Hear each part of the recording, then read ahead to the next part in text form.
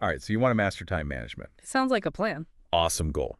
Yeah. You sent over this transcript from a YouTube video. Mm-hmm. And let me tell you, this one's got a really cool angle. Okay.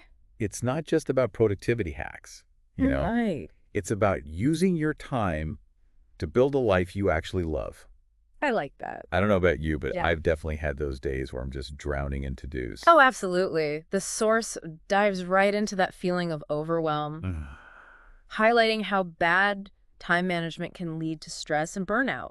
It's true. It's like good time management is the key to actually enjoying your life, not just rushing through it. Yeah, it's not just about getting things done. It's about making space for the things that matter, Mm-hmm. you know? Spending time with family, Yes. working on that passion project you've been putting off, For sure. even just taking a few minutes to breathe and enjoy a cup of coffee. Absolutely. So to get us on the right track, Okay. the source jumps into its top 5 time management strategies. All right. First up, Yeah. the 80-20 rule. Oh, yeah. The 80-20 rule. I always think of it as work smarter, not harder. Right. But I'm curious to hear how the source applies it to time management specifically. Well, the basic idea is that 80% of your results come from just 20% of your efforts. Okay. Think about it this way. Maybe 80% of your stress comes from just 20% of your tasks. Huh. Identifying those tasks and figuring out how to minimize or delegate them can be a game changer. Wow. That's a really interesting way to look at it. I'm already starting to see how this could apply to my own to-do list. Yeah, Like, what are my 20% activities exactly. that are yielding the biggest rewards? Powerful stuff. Yeah. And once you've got your priorities straight, Okay. the source suggests using a technique called time blocking. Time blocking. Yeah. That sounds a lot more organized than my usual scribbled to-do list. It is. What's the difference? Instead of just writing down, write report, Yeah. you actually schedule a specific block of time for it. Okay. So you might block off, say, 9 to 10 a.m. and dedicate that entire hour solely to writing that report. Yeah. No distractions, no multitasking, just focused work. Got it.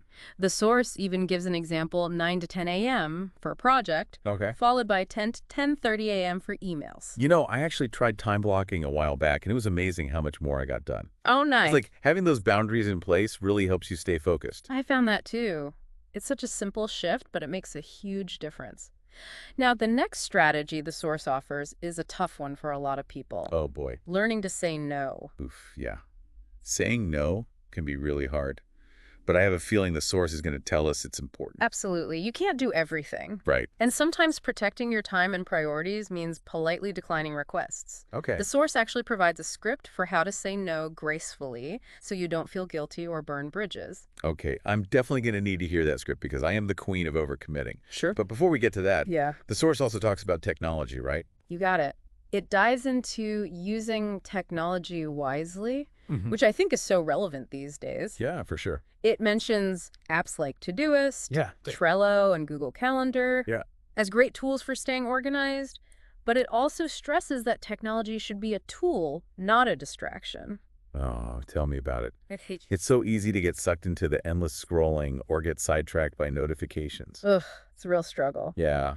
The source suggests some strategies for minimizing those digital distractions, Okay. like turning off notifications during focused work periods. Right. It's about reclaiming control over your attention Yeah. and making technology work for you, not against you. That's such a good point. Yeah. It's not about avoiding technology altogether. Right. It's about using it intentionally. Exactly.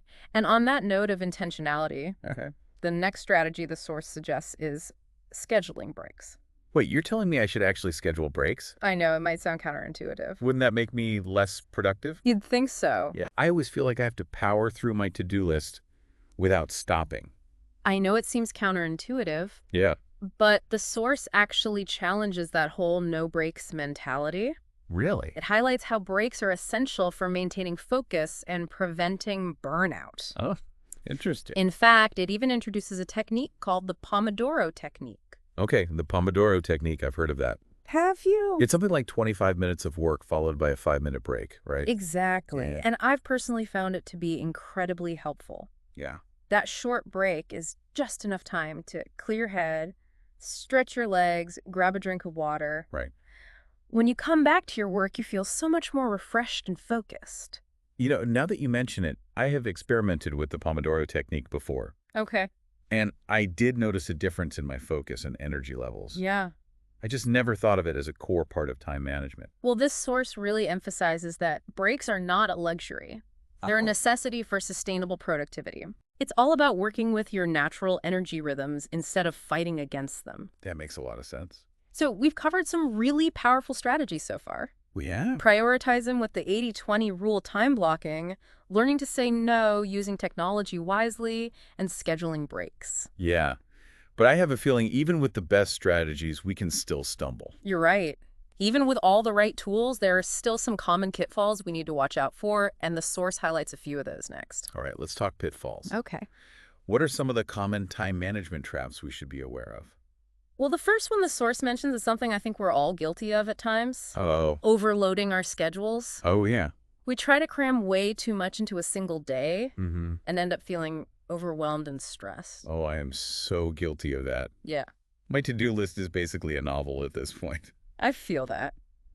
But how do we avoid that trap? Does the source offer any solutions? It does. Okay. It stresses the importance of being realistic about what you can actually accomplish in a day and setting manageable goals, quality over quantity. It's not about checking off a million tiny tasks. Right. It's about focusing on the things that will actually move the needle. That's a good point. It's like that saying, you can do anything, but you can't do everything. Exactly. Sometimes I need that reminder to slow down and focus on what truly matters. Absolutely. And that leads nicely into the next pitfall the source discusses. Okay. Not setting clear goals. Uh-huh. If you don't have a clear vision for what you want to achieve, Yeah. it's easy to get sidetracked and waste time on things that aren't actually important. So it's not enough to just have a to-do list. Wow. We need to be intentional about what goes on that list in the first place. Exactly. The source actually suggests taking some time each day, maybe the night before, to define clear, actionable goals. Okay. And it even gives us a framework to use SMART goals. Oh, yeah. SMART goals. I've heard of those. But I'll admit I'm a little fuzzy on the details. Uh-huh. Could you refresh my memory on what that acronym stands for? Of course, SMART stands for specific, measurable, achievable, relevant, and time-bound. Okay. So let's say your goal is to get better at time blocking, which we talked about earlier. Right. A SMART goal would be, Okay. I will block out my time for tomorrow's work tasks every evening before I leave the office. All right. It's specific. You can measure whether you did it or not. Mm. It's achievable. It's relevant to your overall goal of better time management, and it has a clear deadline. Wow, that's a great example. I can see how breaking down my goals like that would make them feel less overwhelming and more actionable. Exactly. And it ties back to that idea of being intentional with your time. Right. Now, the last pitfall the source discusses is one that I think is particularly interesting. Okay. Ignoring your energy level. Oh, I can definitely relate to that. Have some mornings where I'm ready to tackle the world, and other days where it takes me an hour and 3 cups of coffee just to feel human. That's exactly what the source is talking about. Yeah. It points out that we all experience natural energy fluctuations throughout the day. Yeah. And the key is to work with those rhythms instead of fighting against them. That makes so much sense. But if you have a job that demands you be on all day, Right. how do you work with those energy dips? That's a great question. And the source does acknowledge that not everyone has complete control over their schedule. Right. But even in those situations, there are still things you can do. Okay. The first step is awareness. The source suggests paying attention to your energy patterns for a week or so. Notice when you tend to feel most productive and when you experience those energy slumps. Okay. Then, as much as possible, try to schedule your most demanding tasks for your peak energy times. So if I know I'm usually dragging by mid-afternoon, I should probably avoid scheduling important meetings or brainstorming sessions during that time. Exactly. Yeah. And even if you can't completely control your schedule, you can still be mindful of your energy levels and use those lulls for less demanding tasks, like answering emails or doing some light administrative work. That's really helpful. I'm already thinking about how I can tweak my schedule to better align with my energy levels. Good. But let's be real. It's one thing to learn about all these amazing time management strategies. It's another to actually put them into practice consistently. It is. I struggle with that myself. What does the source suggest for actually sticking with these changes? That's a key point, and the source does offer some great tips for staying consistent. The first one is to start small. Right. Don't try to overhaul your entire routine overnight. Pick 1 or 2 strategies that resonate with you and focus on implementing those consistently before adding more. Oh my gosh, that reminds me of a time I tried to completely revamp my entire morning routine. Oh, no. I wanted to wake up earlier, go for a run, Yeah. meditate, make a healthy breakfast, and be at my desk by 7 a.m. It lasted about 3 days before I crashed and burned. It's so easy to fall into that trap. It is. We get excited about making a change and try to do too much too soon. Yeah. The source emphasizes that slow and steady wins the race when it comes to building new habits. Okay, so start small. Right. Got it. What else does the source suggest? The next tip is to track your progress. Okay. It might sound simple, Yeah. but it's incredibly powerful. When you track your wins, no matter how small, it helps you stay motivated and reinforces those positive changes you're making. So it's not enough to just implement the strategies. Right. We also need to take a step back and reflect on what's working and what's not. Exactly. The Force recommends finding a tracking method that works for you. Okay. Whether it's journaling, using a habit tracker app, or even just making a simple checklist each day. The key is to make it a regular practice, Right. so you can celebrate your progress and identify any areas where you might need to adjust your approach. I love that. Yeah. It's like giving yourself credit for the effort you're putting in, and it probably helps you stay accountable too. What's the final tip for staying consistent? The last tip is all about self-compassion. Okay. Time management is a skill, and like any skill, it takes time and practice to master. Right. The source emphasizes that setbacks are inevitable, and that's okay. Oh, good. It's not about being perfect. Right. It's about progress. I think that's so important to remember. We're all human, and there will be days when we slip up or feel overwhelmed. Yeah. It's about being kind to ourselves and focusing on the bigger picture. Exactly. The source encourages us to celebrate our small victories, acknowledge that mastery takes time, and view those inevitable setbacks as opportunities for learning and growth. Wow, what a wealth of information. This source really covered a lot of ground, from practical strategies to common pitfalls and even tips for staying consistent. I feel like I've gained some really valuable insights. Me too. And you know, it's funny because when you first sent over this transcript, I thought, oh, another video on time management. But this one really goes beyond the surface level and gets to the heart of why time management matters. It's not just about productivity, it's about creating a life that feels aligned with your values and aspirations. That's so true. It's about using your time to create the life you want, not just the life you think you should have. But now comes the real challenge. Taking all of this amazing advice and actually applying it to our own lives. So much good stuff in this video. Right. It's almost overwhelming. It is a lot to take in. Yeah. But that's why I love the source's emphasis on starting small. It's not about doing everything at once. Right. It's about finding one or two strategies that resonate with you Yeah. and making them a part of your daily routine. That's so important.